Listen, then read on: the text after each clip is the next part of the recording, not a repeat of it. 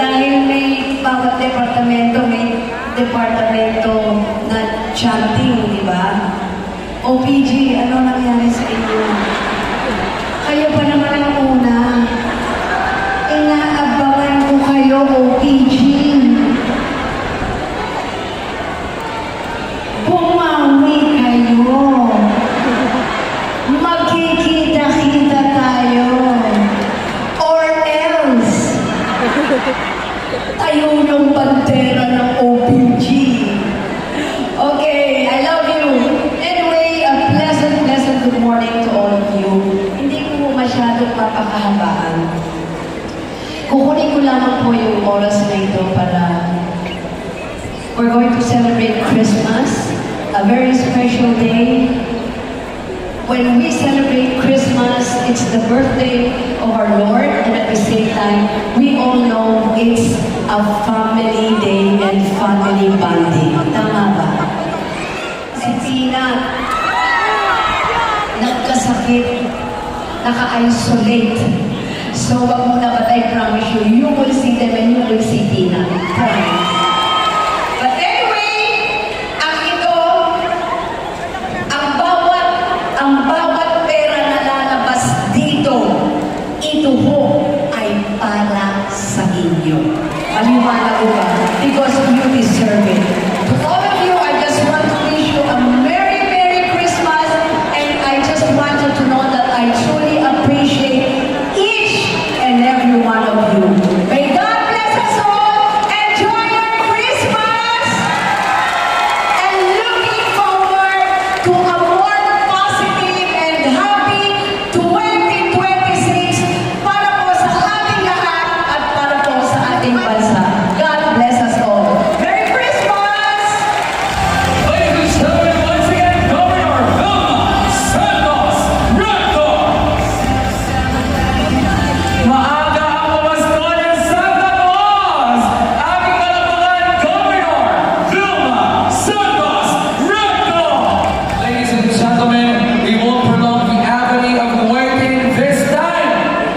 It is with my distinct honor and pride introducing to you the bride of the province of Batangas. Mula noon hanggang ngayon, patuloy niyang itinataas ang bandila at diwa ng bawat isang Batanggenyo. Kinakatawa niya ang boses ng bawat isang Batanggenyo, hindi lamang din sa Batangas, hindi lamang sa Pilipinas, kundi sa buong mundo. Let us all give a warm, big round of applause for our Executive Secretary. Please welcome on stage, Executive Secretary Rob C. Recto.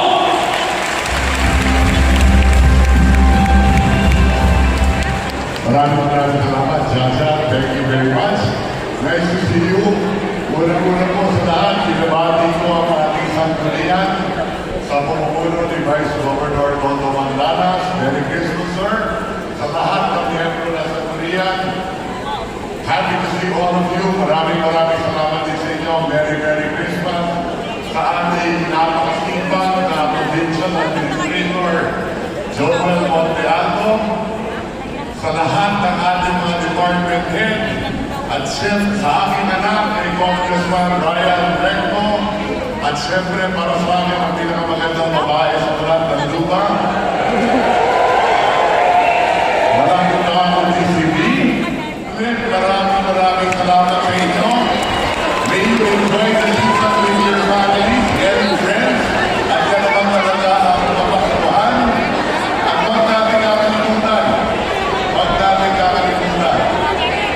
Hindi lamang sa panahon ng Pasko, naway laging manatiling buhay sa ating puso at kaisipan ang tulong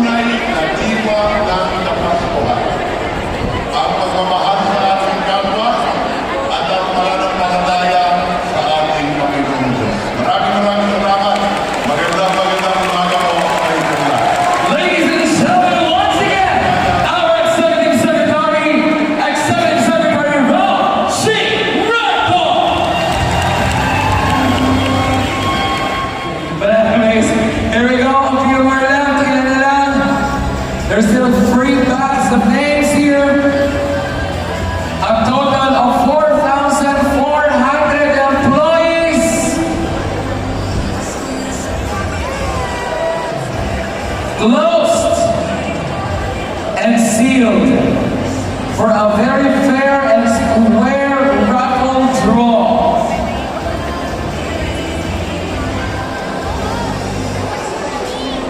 Last one, ayaw pang sumama. And of course, paikutin na yan. We now call on stage our Executive Secretary Ralph G. Recto, Governor Vilma Santos Recto, Congressman Ryan Santos Recto, and Vice Governor Toto Mandanas. Here we go.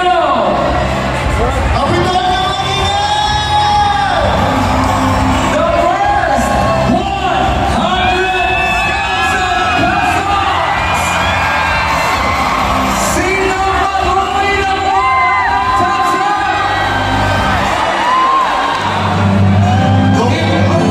Keep manifesting.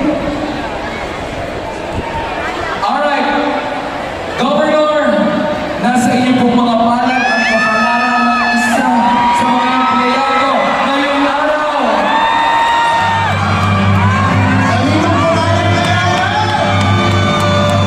The name was drawn on my hand. Guys, the fortune of one out of the 4,400 employees.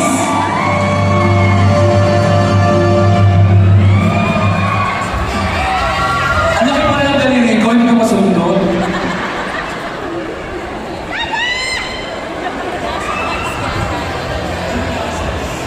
Alam yung daliri ko, hindi nagkakasap ko. Kaya to, Davey? Yan na! Alright, Gov, please do the honor of announcing the first winner of 100,000 pesos.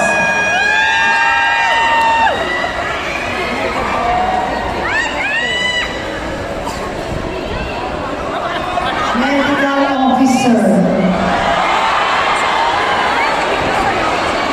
Andito ba?